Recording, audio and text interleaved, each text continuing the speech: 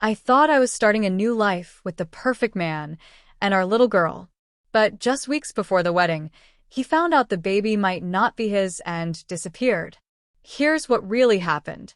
I'm Samantha, I'm 26, and 3 weeks ago, I thought I had everything figured out. Wedding dress hanging in my closet, honeymoon booked, this adorable little girl who calls me mama, and a fiancé who seemed perfect on paper. But apparently, the universe had other plans. Here's what nobody understands about Christian. He's always been the overthinking type. Like, seriously, this man will spend 20 minutes analyzing which brand of pasta to buy at the grocery store. I used to think it was cute, you know?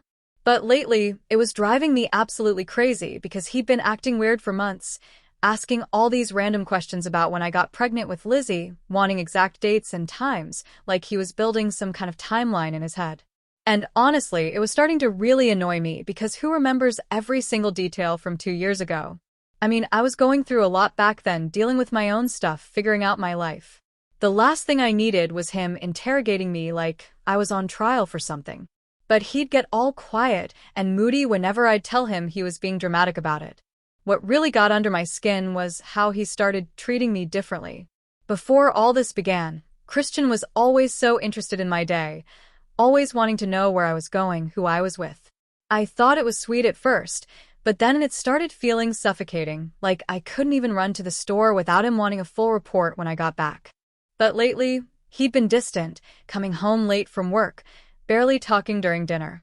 And when I try to find out what is going on with him, suddenly, I was the controlling one for wanting to know where my fiancé was spending his time. The double standard was insane. He could disappear for hours and give me some vague answer about work or whatever, but God forbid I don't answer my phone on the first ring. I started checking his phone more often because something felt off. And yeah, I know that sounds bad, but couples shouldn't have secrets from each other. Right? Especially when one person is acting all sketchy and weird. I never found anything suspicious though, which almost made it worse, because then I couldn't figure out what his actual problem was. I tried talking to my friend Jess about it, and she kept saying maybe he was just stressed about the wedding. Men get cold feet, it's normal, all that stuff. But this felt different. This felt like he was pulling away from me and Lizzie, and that scared me more than I wanted to admit. Because despite all his annoying habits and his tendency to overthink literally everything, Christian was supposed to be my security blanket. Looking back now, I can see he was probably building up to something. There were signs I chose to ignore because I didn't want to deal with whatever drama he was cooking up in that overactive brain of his. Like how he started asking about my old job, wanting to know about coworkers, and if I still talked to anyone from there.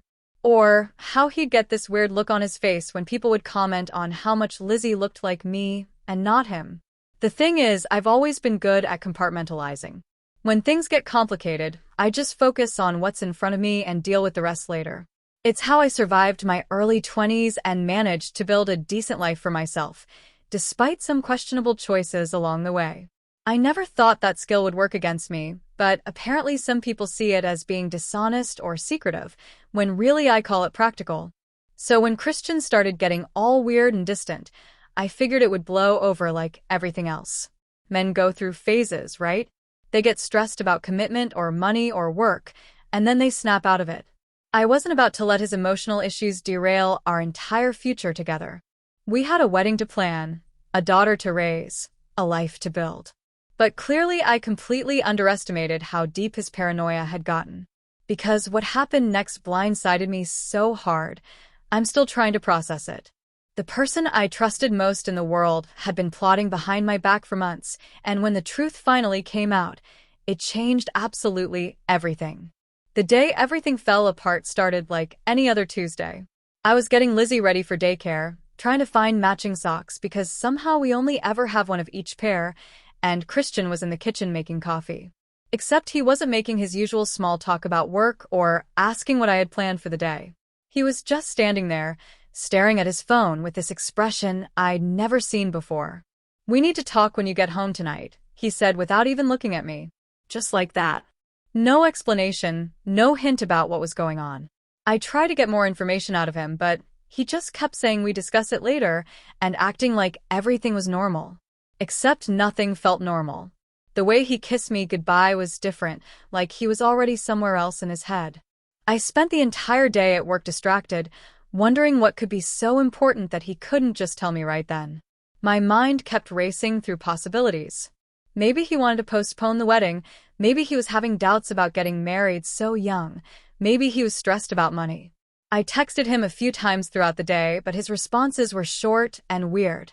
When I got home that evening, Christian was sitting at our kitchen table with a folder in front of him. A folder? Like this was some kind of business meeting instead of a conversation between two people who were supposed to be planning their wedding in 3 weeks. The sight of it made me defensive immediately, because who brings paperwork to a relationship discussion?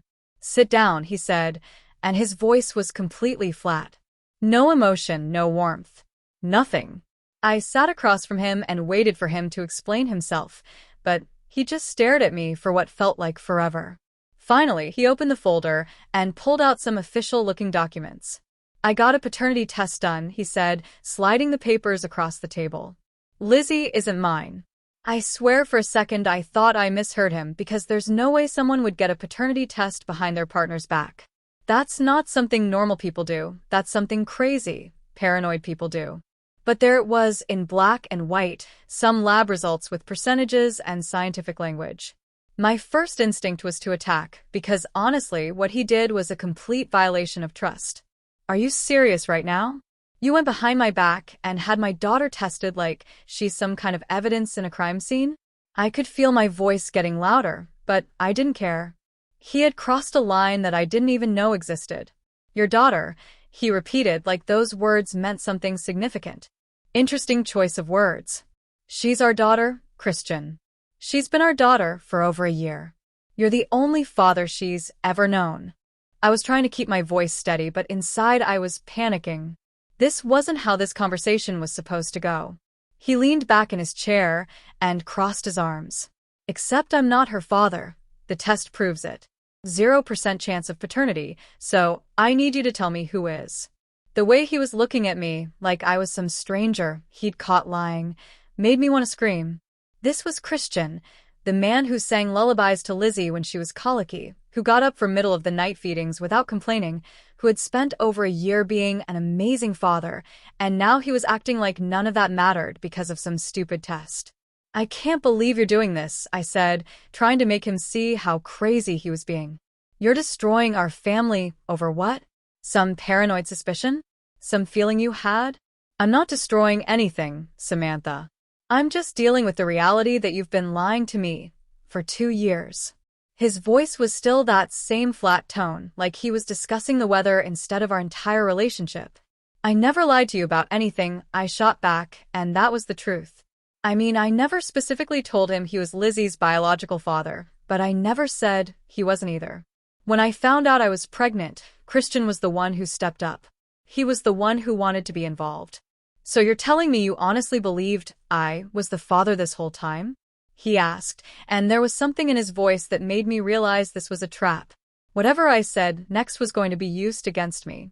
"I thought you could be," I said carefully. "I mean, we were together during that time." It made sense. Which was true. We were together. Maybe not exclusively, but we were definitely involved. "Could be," he repeated. "So there were others." The way he said it made me feel dirty, like I was some kind of cheater instead of a single woman who was dating around before she got serious with someone.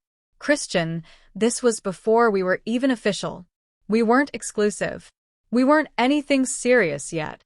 But you let me believe I was the father. You let me fall in love with a child that isn't mine. You let me plan a future based on a lie." Now there was emotion in his voice, but it wasn't the kind I wanted to hear. It was hurt and anger, and something that sounded like disgust. After that initial confrontation, I thought maybe if I gave Christian some space to cool down, he'd come to his senses and realize how ridiculous he was being. I mean, we had a wedding in 3 weeks. We had deposits down, family flying in, a honeymoon booked. You don't just throw all of that away over some DNA test. But the next morning, I woke up to find him gone. Not just gone to work early, but gone. His clothes were missing from the closet, his toiletries were cleared out of the bathroom, and there was a note on the kitchen counter saying he was staying somewhere else while he figured things out. No phone number, no address, nothing. I tried calling him, but his phone went straight to voicemail. I texted him, no response. I even called his work, but they said he'd taken some personal time off. It was like he'd just disappeared from the face of the earth, leaving me to deal with the aftermath of his breakdown by myself.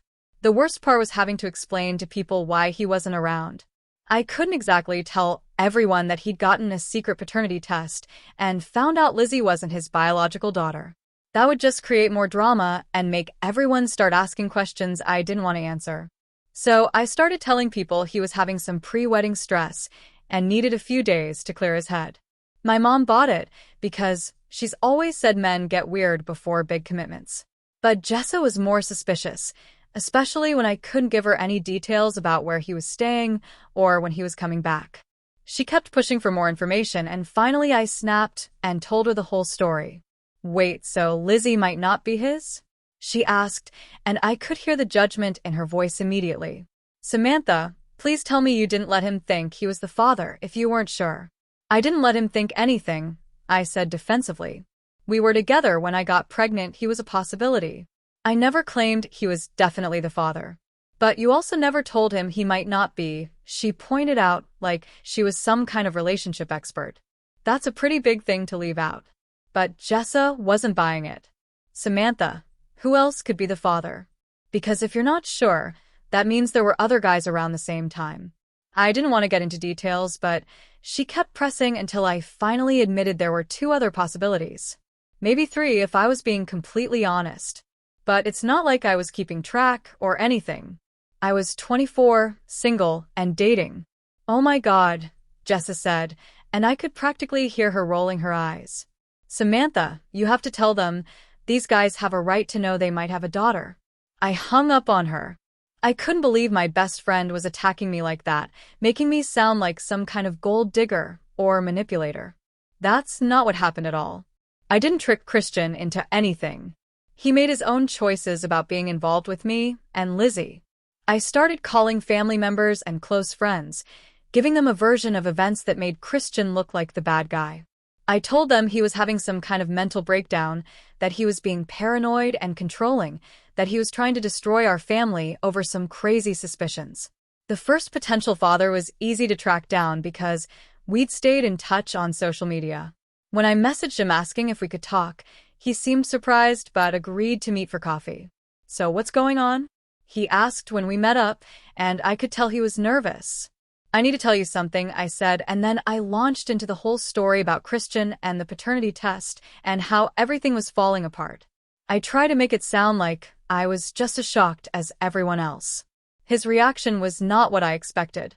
Instead of being sympathetic or supportive, he got this look on his face like I just told him I had a contagious disease. "Wait, so you're saying I might be the father of your kid?" he asked, and the way he said it made it sound like the worst possible thing that could happen to him. "It's possible," I said carefully. "I mean, we were together around that time, but I'm not asking you for anything. I just thought you should know what was going on." The conversation went downhill from there. He started talking about getting his own paternity test, about maybe wanting joint custody if Lizzie was his, about how I should have told him from the beginning. By the time I left that coffee shop, I was more convinced than ever that I'd made the right choice by not telling these guys about the pregnancy originally. The paternity test results came back 2 weeks later, and he wasn't the father. He seemed almost relieved, which annoyed me because he'd spent weeks talking about his rights and responsibilities. But as soon as he was off the hook, he couldn't get away from the situation fast enough. The second potential father was someone I'd really hoped I wouldn't have to contact. We'd had a brief thing that ended badly, and I hadn't spoken to him in over 2 years. When I called him, he was suspicious from the start. "Samantha? Why are you calling me?" I thought we agreed to keep our distance from each other. So I told him the whole story right there on the phone. I tried to make it sound like I was just as surprised as everyone else about the situation, but I could tell he wasn't buying it. "Let me get this straight," he said after I finished. "You've been raising a kid for over a year, and you're just now figuring out that the guy you were with might not be the father? That doesn't make sense, Samantha. Are you willing to take a paternity test or not?" I asked, cutting to the chase. "I guess," he said after a long pause, "but I'm not promising anything beyond that." The paternity test process was awkward and uncomfortable. He showed up to the appointment looking like he'd rather be anywhere else, barely acknowledged Lizzie, and made it clear he was only there because he felt obligated. The results came back positive. He was Lizzie's biological father, and suddenly everything got 10 times more complicated because now I had to deal with someone who had legal rights to my daughter, but who was essentially a stranger to both of us. "So what now?" he asked when I called to tell him the results. "I mean, I guess I need to figure out how to be a father to a kid I don't know." "You don't have to do anything," I said, hoping he'd just walk away like the first guy did. "She's fine. She's taken care of." "But she's my daughter," he said, and there was something in his voice that made me nervous. "I can't just pretend she doesn't exist now that I know about her." That's when I realized this wasn't going to be as simple as I'd hoped. He wasn't going to just quietly disappear and let me handle things on my own. His name was Marcus, and he wanted to be involved, which meant my life was about to get even more complicated. Marcus started wanting to be involved immediately.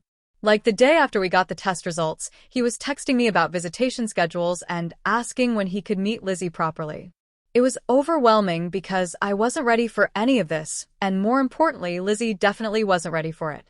"She doesn't even know you exist," I tried to explain to him during one of our phone calls. "You can't just show up and expect her to accept you as her father."